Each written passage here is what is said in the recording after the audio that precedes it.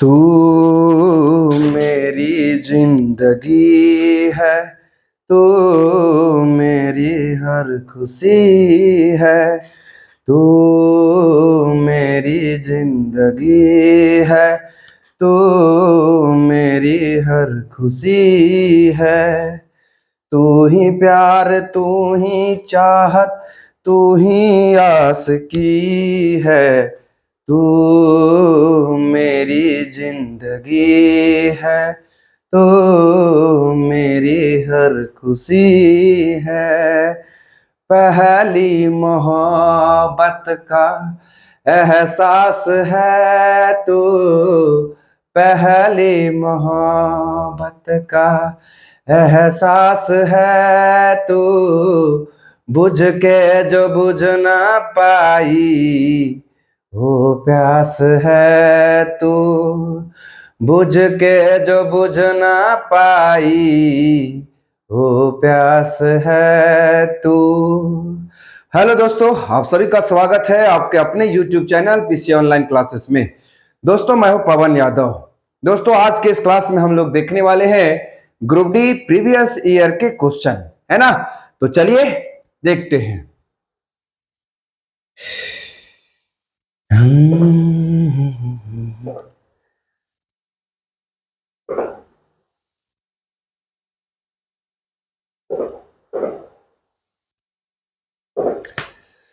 तो मेरे प्यारे भाई बहनों, आज के इस क्लास में हम लोग बहुत ही बेहतरीन प्रश्नों को देखने वाले हैं, है ना। बहुत ही बेहतरीन, शानदार, जानदार, जबरदस्त प्रश्न होंगे सारे के सारे। तो मेरे प्यारे भाई बहनों, आज का पहला प्रश्न है आपके बीच। आज का पहला प्रश्न है, मुंबई का वास्तुकार कौन था? मुंबई का वास्तुकार कौन था? पहला ऑप्शन है फ्रांसीसी डे, गेराल्ड ओंगियार, फ्रैंको मार्टिन या क्रोनिस बर्गर, है ना। तो मेरे प्यारे भाई बहनों, इसका सही जवाब होगा कि गेराल्ड ओंगियार, है ना। गेराल्ड ओंगियार मुंबई के वास्तुकार है ना। गेराल्ड ओंगियार को मुंबई का वास्तुकार माना जाता है। अगर वही बात करें हम लोग फ्रांसीसी डे, तो फ्रांसीसी डे को मद्रास का वास्तुकार माना जाता है। वहीं अगर क्रोनिस बर्गर की बात की जाए तो ये भुवनेश्वर, है ना, भुवनेश्वर के ये वास्तुकार है ना। क्रोनिस बर्गर कहां के हैं? तो भुवनेश्वर के वास्तुकार माने जाते हैं। यहीं अगर फ्रैंको मार्टिन की बात की जाए तो ये पांडिचेरी के वास्तुकार हैं। कहां के वास्तुकार हैं? पांडिचेरी के, है ना मेरे प्यारे भाई बहनों। तो पहला क्वेश्चन है कि मुंबई का वास्तुकार कौन था? तो इसका सही जवाब होगा गेराल्ड ओंगियार मुंबई के वास्तुकार माने जाते हैं। अगर ऑप्शन में देखेंगे तो फ्रांसीसी डे को मद्रास का वास्तुकार माना जाता है। वहीं मेरे प्यारे भाई बहनों, फ्रैंको मार्टिन को जो है वो माना जाता है पांडिचेरी का वास्तुकार। वही क्रोनिस बर्गर पिज्जा अगर खाना होगा तो चले जाएंगे भुवनेश्वर और वहां पर आप लोग बर्गर पिज्जा खाइएगा। मतलब भुवनेश्वर के वास्तुकार जो है वो कौन है भैया? तो ये क्रोनिस बर्गर को माना जाता है। फ्रैंको मार्टिन पांडिचेरी के, है ना। गेराल्ड ओंगियार मुंबई के वास्तुकार है और फ्रांसीसी डे मद्रास के वास्तुकार हैं। बहुत ही शानदार प्रश्न था भैया, ये क्वेश्चन पूछा गया है ना। चलिएगा आगे बढ़ते हैं। अगला प्रश्न आपके बीच बहुत ही बेहतरीन। अगला प्रश्न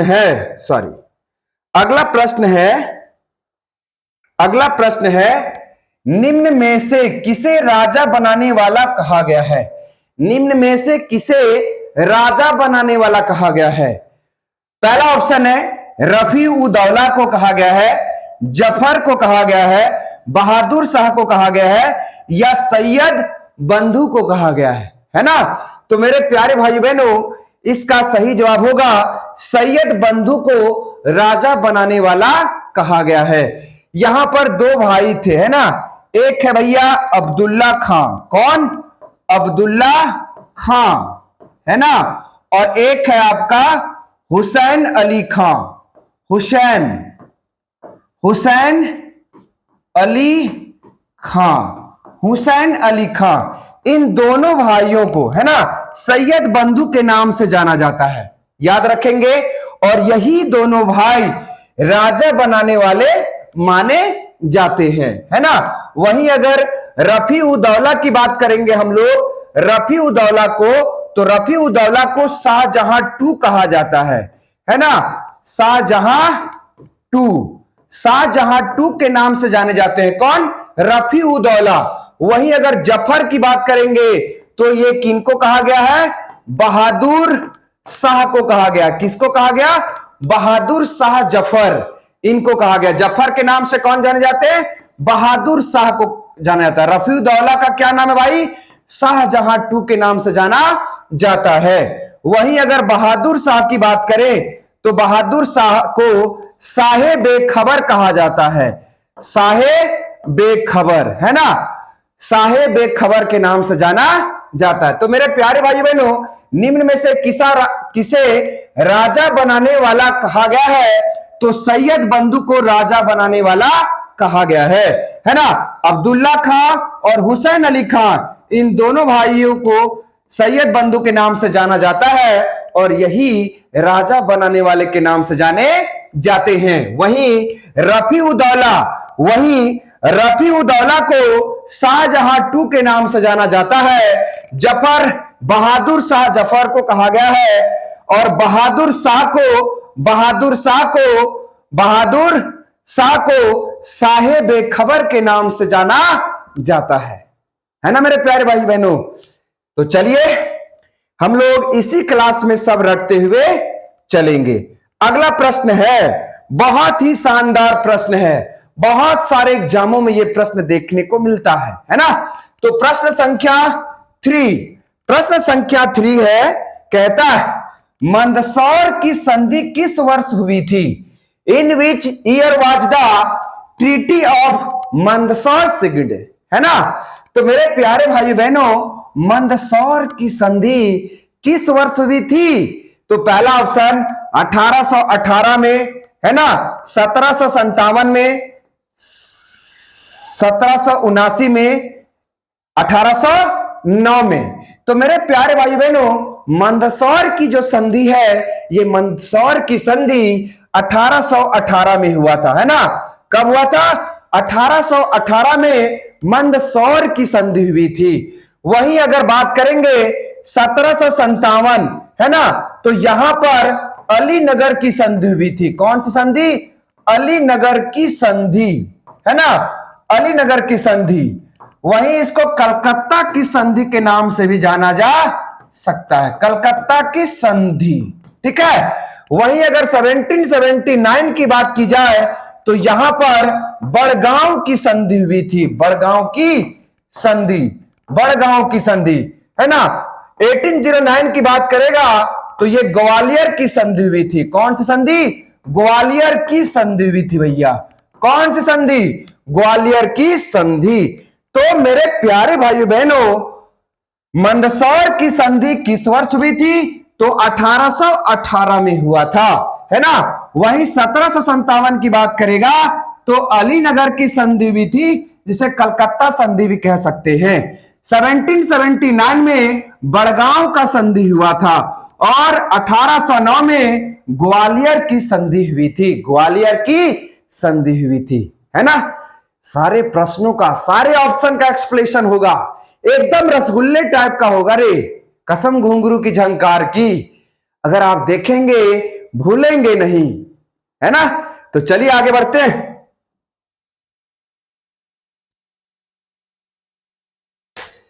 कसम घुंघरू की झंकार की मेरे प्यारे भाइयों बहनों, एक भी प्रश्न नहीं छूटेगा।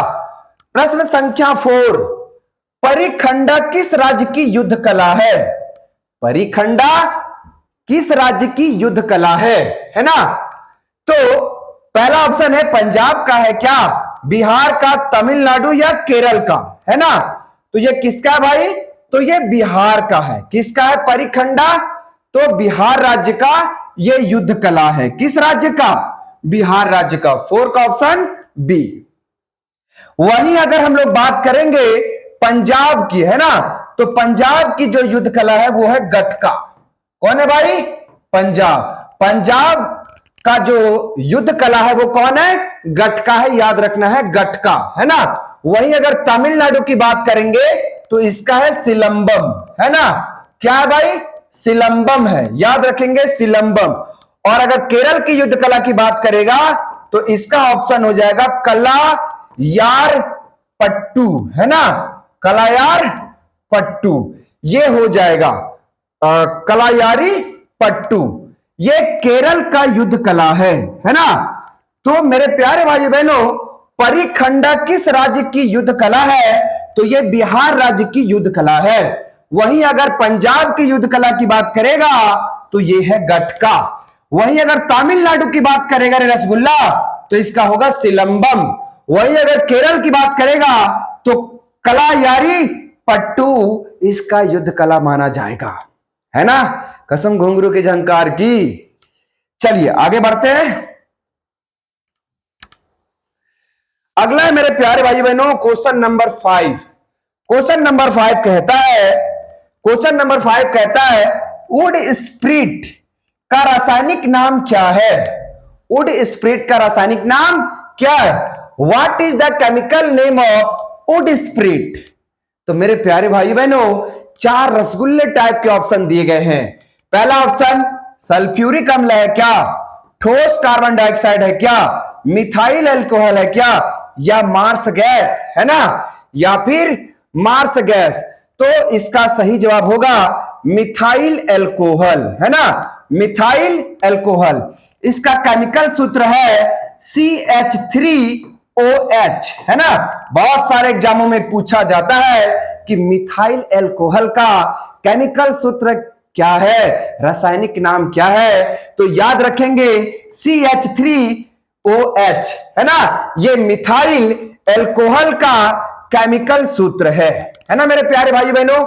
वहीं अगर सल्फ्यूरिक अम्ल की हम लोग यहां बात करेंगे तो सल्फ्यूरिक अम्ल का जो रासायनिक सूत्र होता है वो होता है H2SO4, है ना, H2SO4। इसे अम्लों का राजा कहा जाता है। अम्लों का राजा, अम्लों का राजा कहा जाता है ना। ठोस कार्बन डाइऑक्साइड CO2 इसे शुष्क, है ना, इसे शुष्क बर्फ के नाम से भी जाना जाता है, शुष्क बर्फ के नाम से, है ना। मार्स गैस किसको बोलते हैं भैया? तो मार्स गैस मीथेन को कहते हैं। इसका केमिकल रासायनिक नाम है CH4, है ना। तो मेरे प्यारे भाई बहनों सारे प्रश्नों का एक्सप्लेनेशन बेहतरीन तरीके से किया जा रहा है ना। तो वुड स्प्रिट का रासायनिक नाम क्या है? तो उसका रासायनिक नाम है मिथाइल अल्कोहल। 5 का आंसर सी सही जवाब होगा। वहीं अगर सल्फ्यूरिक अम्ल की बात करेंगे तो इसका रासायनिक सूत्र है H2SO4। सल्फ्यूरिक अम्ल को अम्लों का राजा कहा जाता है रे रसगुल्ला, याद रखना। सल्फ्यूरिक अम्लों को कौन सी बोलते हैं रे?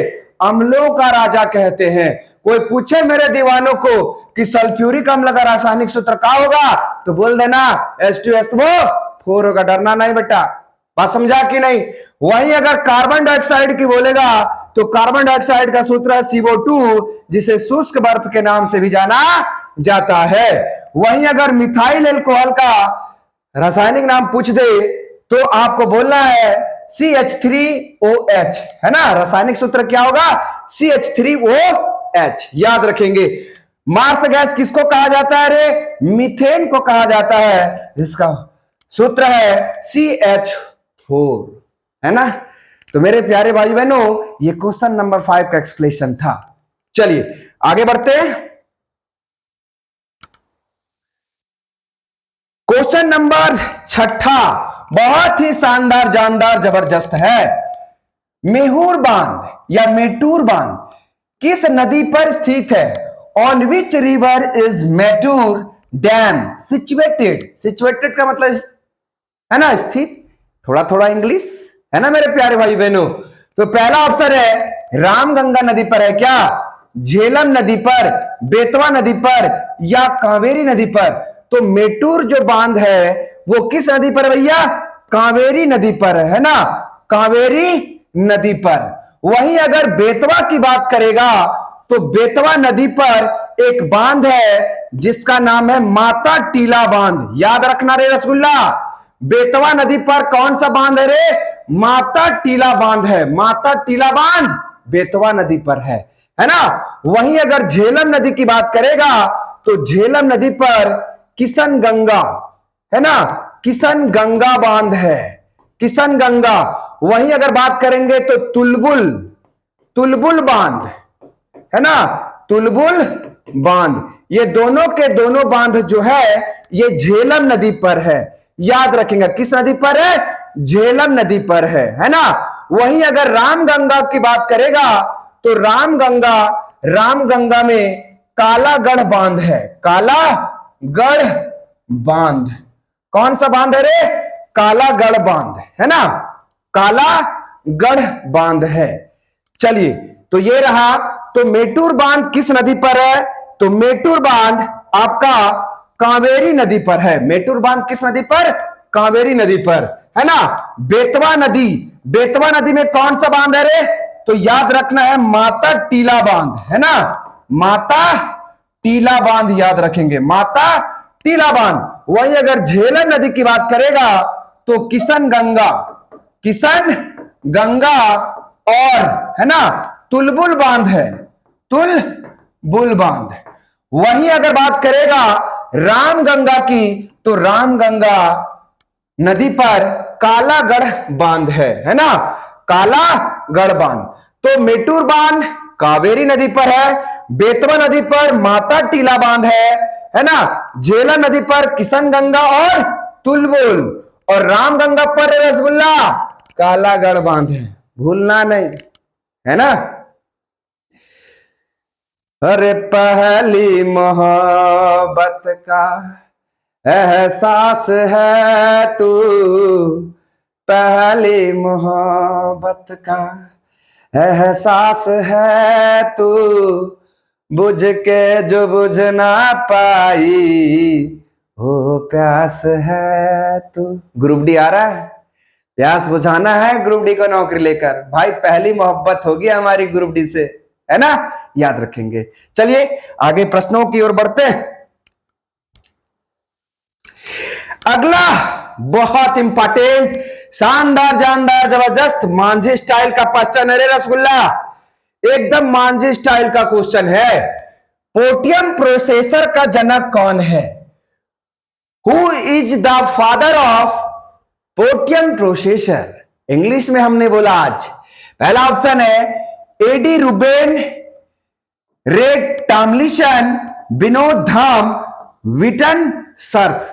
तो मेरे प्यारे भाइयों बहनों, पोटियम प्रोसेसर के जो जनक है वो विनोद धाम को बोला जाता है। किनको, विनोद धाम को पोटियम प्रोसेसर के जनक माने जाते हैं, है ना। वहीं अगर एडी रूबिन की बात करेगा, एडी रूबिन है ना, तो एडी रूबिन एंड्रॉयड है ना, एंड्रॉयड, एंड्रॉयड, एंड्रॉयड फोन देख रहे ना भैया, फोन, एंड्रॉयड फोन के जनक कौन है, एडी रूबिन है ना। एडी रूबिन को एंड्रॉयड फोन का जनक माना जाता है ना, एंड्रॉयड फोन का जनक माना जाता है। किनको, एडी रूबिन को माना जाता है। रे टॉमलिंसन की अगर बात करेंगे तो रे टॉमलिंसन ईमेल के जनक माने जाते हैं, ईमेल है ना। तो ईमेल के जनक कौन है भैया, तो ये है रे टॉमलिंसन।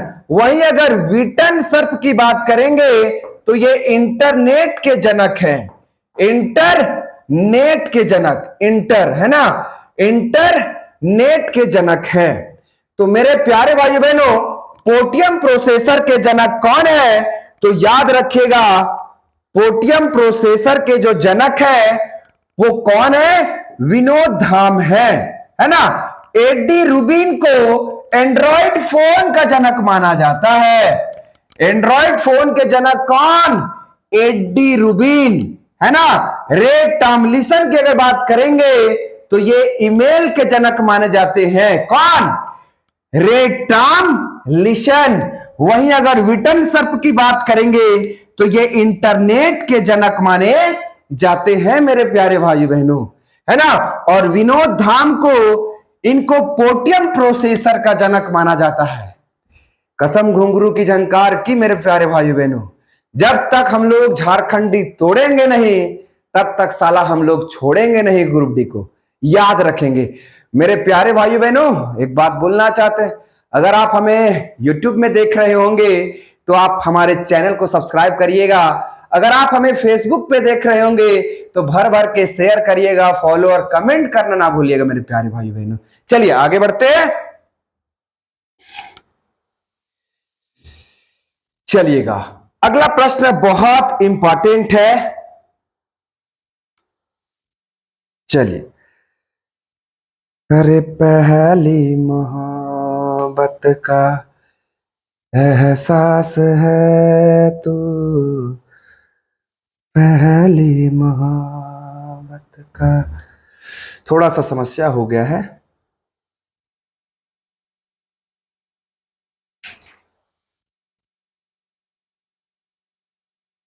चलिएगा,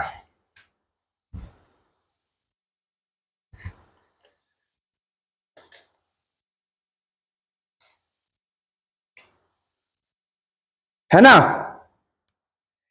अगला प्रश्न है, अगला प्रश्न आपके बीच आया है ना। अगला प्रश्न है क्वेश्चन नंबर 9। क्वेश्चन नंबर 9 बहुत इंपॉर्टेंट है, बहुत शानदार प्रश्न है ना। निम्न में से किसे नैनो के रूप में जाना जाता है? Which of the following is also now as nano. तो मेरे प्यारे भाई बहनों 10 टू द पावर 9 को 10 टू द माइनस 6 को बोला जाता है, 10 टू द माइनस 12 को बोला जाता है, 10 टू द माइनस 10 को बोला जाता है ना। तो इसका सही जवाब होगा कि 10 टू द माइनस 9 को नैनो के रूप में जाना जाता है ना। वहीं अगर बात करेंगे हम लोग 10 टू द पावर 6 को, 10 टू द माइनस 6 को, तो इसे माइक्रो कहा जाता है। क्या कहा जाता है? माइक्रो, है ना, माइक्रो कहा जाता है। वहीं 10 to the power 10 to the minus 12 को टेरा कहा जाता है। क्या कहा जाता है भैया? टेरा कहा जाता है।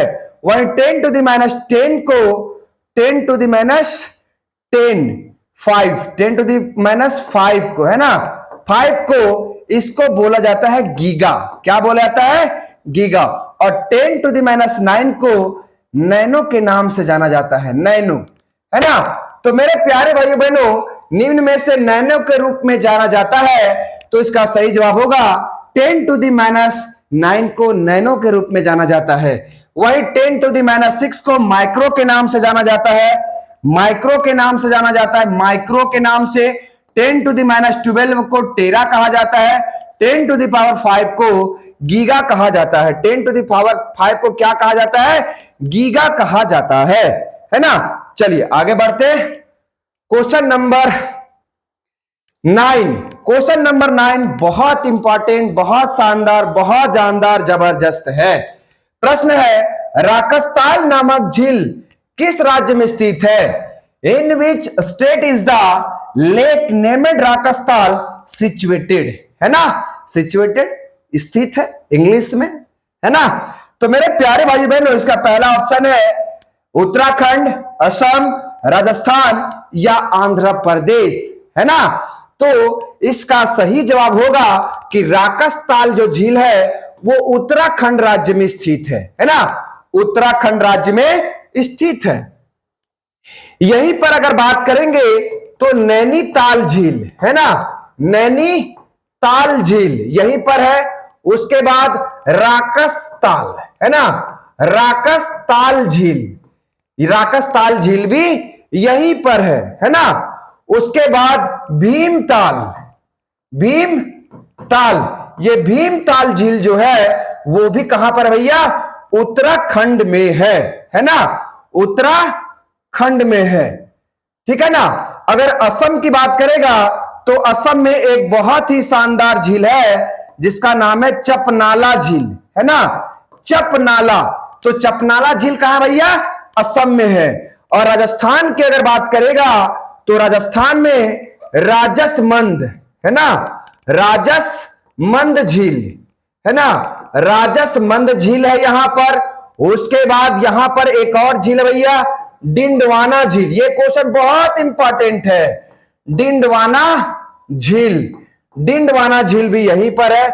उसके बाद जायसमंद, है ना, जायसमंद झील, है ना, ये भी कहां पर है आपका? तो ये भी राजस्थान में है ना। वहीं अगर आंध्र प्रदेश की बात किया जाए तो यहां पर एक बहुत प्रसिद्ध झील है, कोलोरी झील, है ना, कोलुरु झील, कोलुरु झील, है ना। यहां पर कौन सा झील है? कोलुरु झील है। कहां पर? आंध्र प्रदेश में है। तो मेरे प्यारे भाइयों बहनों, यहां पर बहुत इंपॉर्टेंट प्रश्नों को हम लोग देखे कि राकसताल नामक झील कहां पर है?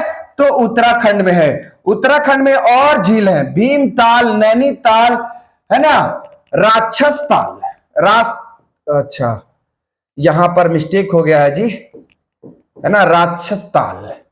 यहां पर जितना भी ताल वाला आएगा ना, ये सारे ताल वाले जो है ना, ये आपको कहां पर मिलेंगे? सारे के सारे मिलेंगे राकस, यहां पर होगा, देखिए ना, राकसताल, है ना, राकसताल झील। तो जितने भी ताल वाले झील मिलेंगे ये सारे के सारे आपको उत्तराखंड में मिलेंगे, है ना, राकसताल। वही अगर असम की बात करेंगे तो असम में चापनाला झील है। राजस्थान की बात करेंगे तो राजसमंद झील है, यहां डिंडवाना झील है, जायसमंद झील है। आंध्र प्रदेश में एक सुप्रसिद्ध झील है जिसको बोलते हैं हम लोग कोलेरू झील। ठीक है ना। चलिए आगे बढ़ते हैं। अगला प्रश्न है, बहुत इंपॉर्टेंट है, प्रश्न संख्या 10। रुद्रवीणा के प्रसिद्ध वादक कौन है? Who is the famous player of rudraveena? मेरे प्यारे भाई बहनों, रुद्रवीणा, है ना, रुद्रवीणा के प्रसिद्ध वादक कौन है? मेरे प्यारे भाई बहनों, 4 चाइनीज जो गर्ल होते हैं ना, रसगुल्ली टाइप की, है ना, वो 4 चाइनीज की तरह यहां पर ऑप्शन दिए गए हैं। पहचानना है भैया कि कौन होगा सही जवाब। पहला ऑप्शन है जिया मोइनुद्दीन डागर, अब्दुल लतीफ खां, अमजद अली खान या भजन सुपारी, है ना। तो रुद्रवीणा के प्रसिद्ध वादक कौन है? कौन है भैया? तो रुद्रवीणा के प्रसिद्ध वादक जो है वो है जिया मोहिउद्दीन डागर को जो है वो रुद्रवीणा के प्रसिद्ध वादक माना जाता है। वहीं अगर अब्दुल लतीफ की बात करेंगे हम लोग तो अब्दुल लतीफ सारंगी, है ना, सारंगी के महान व्यक्ति हैं, है ना। वहीं अगर अब्दुल लतीफ, है ना, भजन सुपारी को संतूर, है ना, संतूर के ये महान वादक हैं। अमजद अली खान, है ना, अमजद अली खान ये सरोद के प्रसिद्ध वादक है। किसके? सरोद के, है ना। और जिया मोइनुद्दीन डागर को रुद्रवीणा के प्रसिद्ध वादक के नाम से जाना जाता है ना। तो मेरे प्यारे भाई बहनों, ये भी प्रश्न बहुत ही शानदार, जानदार, जबरदस्त था। रुद्रवीणा के प्रसिद्ध वादक कौन है? तो जिया मोइनुद्दीन डागर, अब्दुल लतीफ को सारंगी का प्रसिद्ध वादक माना जाता है। वहीं अमजद अली खान को सरोद का प्रसिद्ध वादक माना जाता है। वहीं भजन सुपारी संतूर के प्रसिद्ध वादक हैं। तो याद रखिएगा, ये सारे के सारे प्रश्न हैं रसगुल्ले टाइप के। रे रसगुल्ला, इसको याद करना ना भूलना तू लोग। जैसे भूलेगा ग्रुप डी नहीं निकलता भाई बहन, इसलिए मेहनत करके एकदम कचकचा के तैयारी करना है। बात समझ में आया कि नहीं? हर ऑप्शन को रिलेट करना है, हिस्ट्री, भूगोल, ज्योग्राफी, इकोनॉमिक्स, साइंस, है ना, सबसे रिलेट करके पढ़ना, करने से क्वेश्चन आ जाएगा। बात समझे कि नहीं? इसलिए जब तक सभी ऑप्शनों को हम लोग छोड़ेंगे नहीं इस क्लास में, तब तक हम छोड़ेंगे नहीं। चलन जाए आगे प्रश्न की ओर, चलते हैं आगे।